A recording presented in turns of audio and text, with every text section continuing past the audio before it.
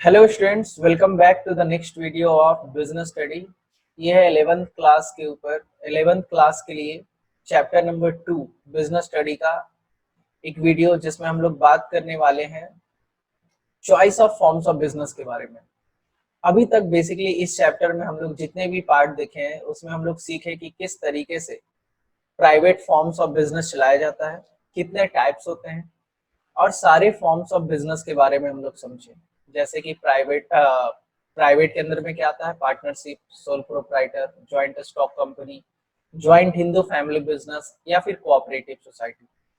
सारे forms of business के advantage, disadvantage, features, types जितने होते हैं सब कुछ हम लोग पढ़े। पार्टनरशिप में पार्टनरशिप फर्म के टाइप्स, पार्टनर के टाइप्स, कोऑपरेटिव सोसाइटी में कोऑपरेटिव सोसाइटी के टाइप्स, कंपनी में कंपनी के टाइप्स, जितने भी रूल्स एंड रेगुलेशन आपके लेवल पे होने चाहिए हम लोगों ने सीख लिया। पर जब बात आती है प्रैक्टिकलिबिलिटी की कि कल को आप अगर आप अपना बिजनेस स्टार्ट करना चाहते हैं और एक बिजनेस स्टार्ट करना चाहते हैं तो आपके सामने कई सारे ऑप्शंस हैं। या तो आप सोल प्रोप्राइटर में स्टार्ट कर सकते हैं, या तो पार्टनरशिप के फॉर्म में स्टार्ट कर सकते हैं, या तो कंपनी भी स्टार्ट कर सकते हैं। और अगर खानदानी प्रॉपर्टी है तो ज्वाइंट हिंदू फैमिली बिजनेस के फॉर्म में भी चला सकते हैं। और अगर सर्विसेज देने का मन है, सोसाइटी को हेल्प करने का मन है ना, तो आप कोऑपरेटिव सोसाइटी के फॉर्म में भी बिजनेस स्टार्ट कर सकते हैं।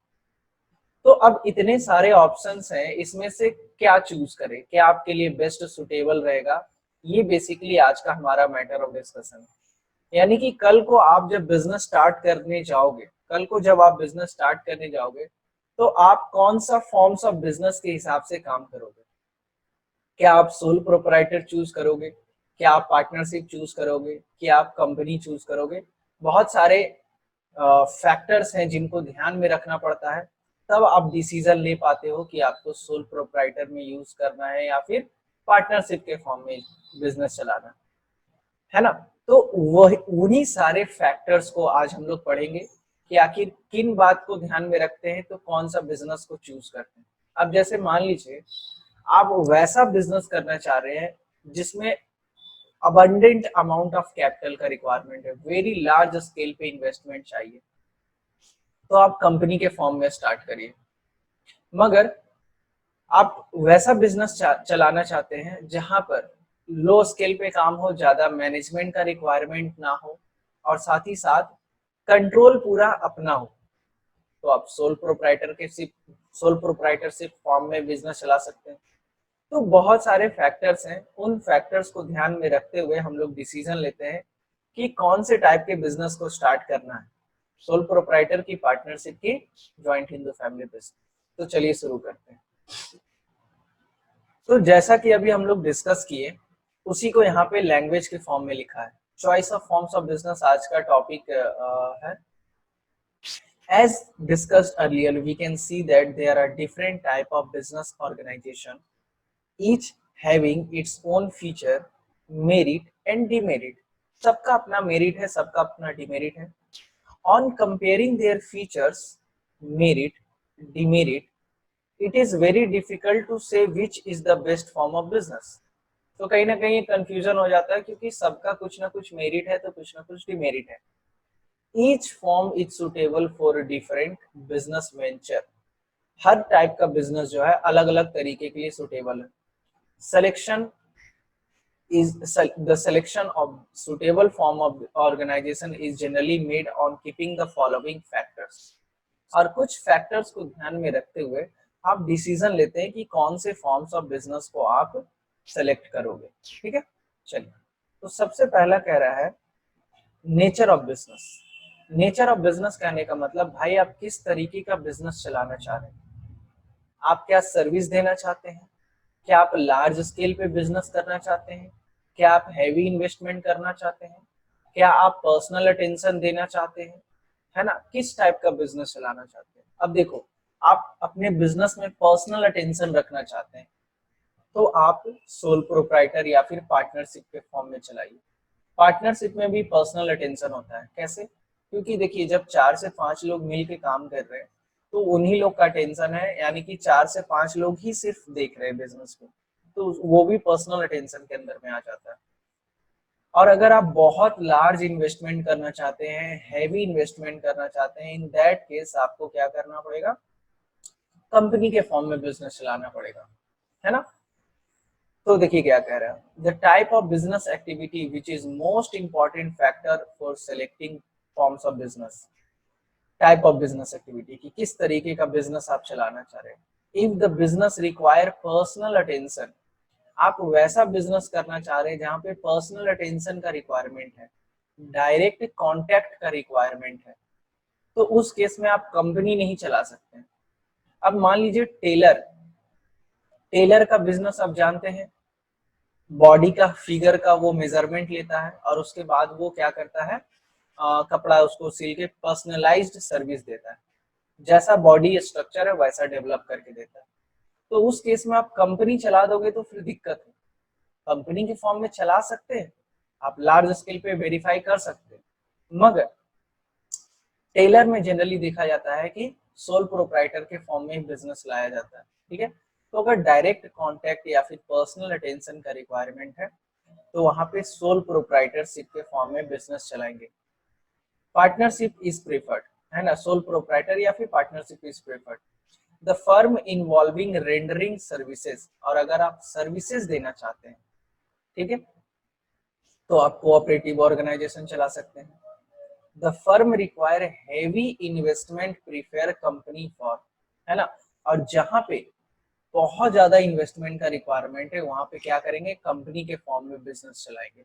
और ये कुछ एग्जांपल दे रहा है, जैसे tailor, shop, beauty parlour, small retailer prefer sole proprietorship, है ना। प्रोफेशनल, लाइक प्रोफेशनल जैसे सीए, लॉयर प्रेफर पार्टनरशिप, है ना। सीए लोग ना जनरली पार्टनरशिप के फॉर्म में बिजनेस चलाते हैं ताकि उनका बिजनेस और अच्छे से ग्रो करे। तो ये आपका फैक्टर हो गया। दूसरा है कैपिटल कंसीडरेशन। अब देखिए कैपिटल कितना लग रहा है, अगर बहुत छोटा अमाउंट ऑफ कैपिटल लग रहा है तो आप सोल प्रोप्राइटर के फॉर्म में चला सकते हैं, पर अगर बहुत लार्ज अमाउंट ऑफ कैपिटल लग रहा है तो फिर सोल प्रोप्राइटर के फॉर्म में नहीं चलेगा, तो फिर या तो आपको पार्टनरशिप या तो कंपनी के फॉर्म में चलाना पड़ेगा। तो another important factor who helps in deciding the forms of business is amount of finance. Business require less amount of finance prefer sole proprietorship and partnership, whereas business activity requiring huge financial resources prefer to form of company, है ना। Next है आपका degree of control. अगर आप अपने business में control की बात करें, कंट्रोल पूरा अपने हाथ में रखना चाहते हैं, तो सोल प्रोप्राइटर चलाइए या फिर पार्टनरशिप के फॉर्म में चलाइए। पर अगर आप कंपनी का कंट्रोल लूज करना चाहते हैं, सॉरी बिजनेस का जो कंट्रोल है वो लूज करना चाहते हैं, तो कंपनी के फॉर्म में चलाइए, क्योंकि कंपनी में क्या होता है, बहुत सारे मैनेजर्स होते हैं और उन मैनेजर्स को पावर देना पड़ता है कंपनी का कि हाँ कंपनी के बिहाफ में आप डिसीजन ले सकते हैं। तो ये सब भी रोल प्ले करता है। तो control, high degree of control अपने पास रखना चाहते हैं तो सोल प्रोप्राइटर, और अगर लो डिग्री ऑफ कंट्रोल रखना चाहते हैं तो फिर कंपनी के फॉर्म में चला सकते हैं। If the business desire to complete and independent control over the business, then he prefers sole proprietor. If business do not mind sharing control, they can form the partnership or company.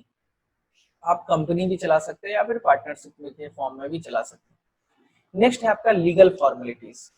आप अगर लेंदी legal procedure follow करना चाहते हैं तो company चलाइए, cooperative society चलाइए।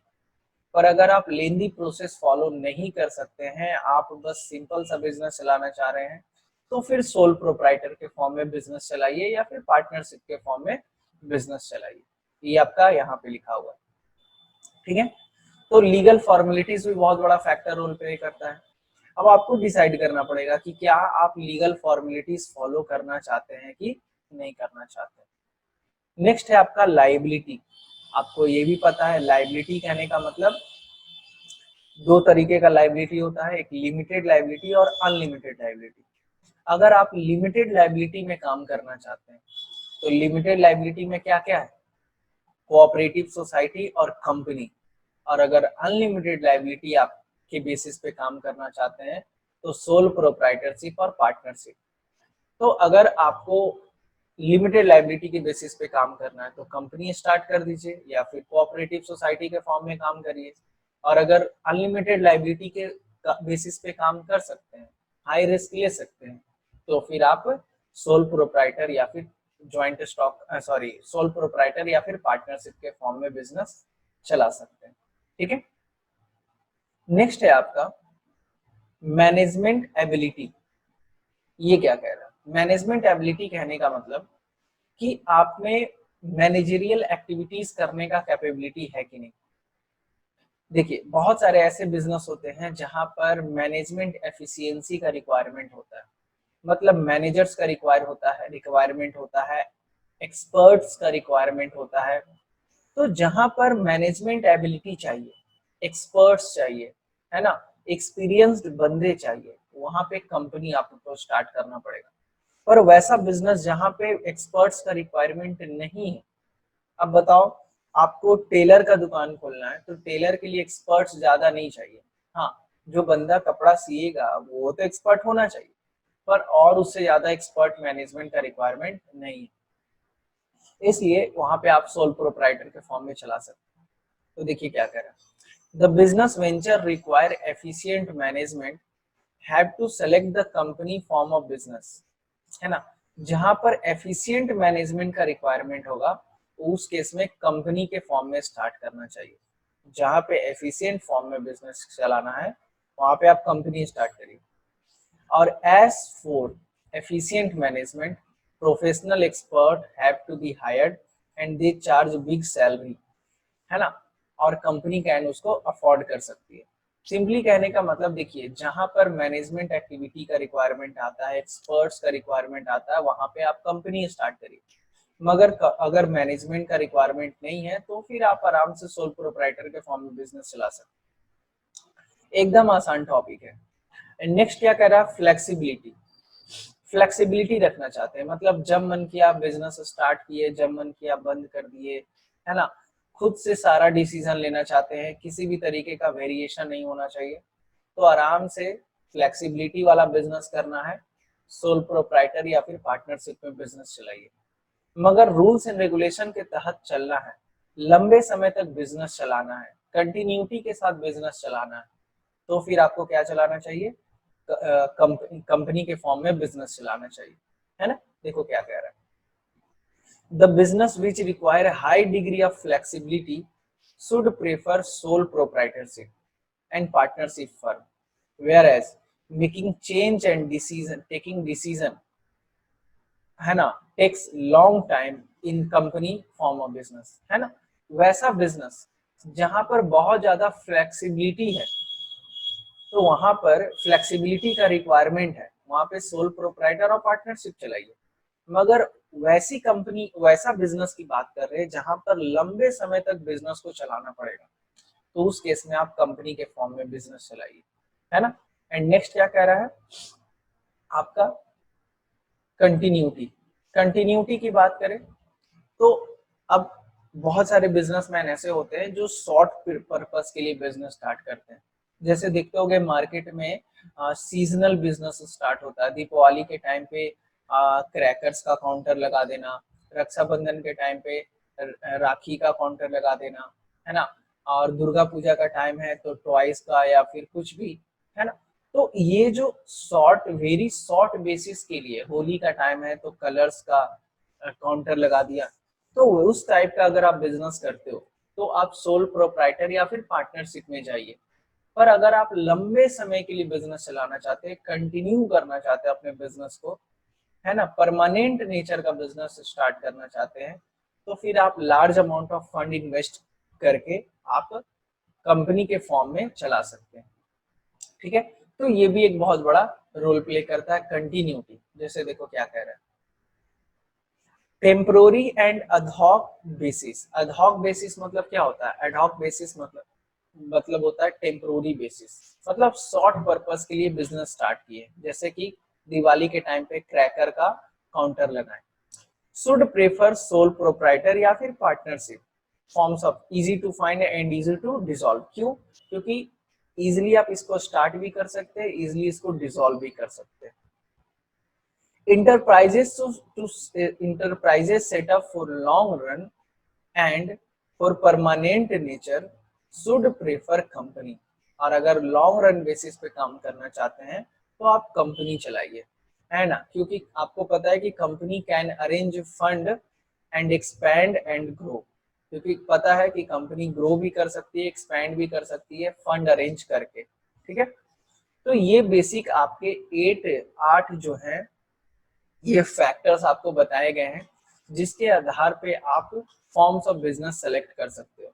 Nature of business, किस type का बिजनेस है, कितना कैपिटल लगेगा, डिग्री ऑफ कंट्रोल कितना रखना चाहते हैं, लीगल फॉर्मेलिटीज कितना फुलफिल करना पड़ेगा, लाइबिलिटी कितना क्या होगा, अनलिमिटेड की limited, management ability, flexibility and continuity, है ना। चलिए, आई होप कि आपको ये पूरे अच्छे से समझ में आ गया होगा। तो इसी के साथ आज के क्लास में बस इतना ही, और हमारा सेकंड चैप्टर जो है वो कंप्लीट हुआ। अब आपको बहुत अच्छे से इस चैप्टर को पढ़ना है और कंप्लीट करना है। मिलते हैं नेक्स्ट वीडियो में, और वहां पे हम लोग बात करेंगे थर्ड चैप्टर के बारे में, कि थर्ड चैप्टर क्या है और उसमें हम लोगों को क्या क्या पढ़ना है और किस तरीके से ये इम्पोर्टेंट है आपके नॉलेज के लिए भी और साथ ही साथ आपके सिलेबस के पॉइंट ऑफ व्यू से। Thank you so much. जय हिंद, जय भारत।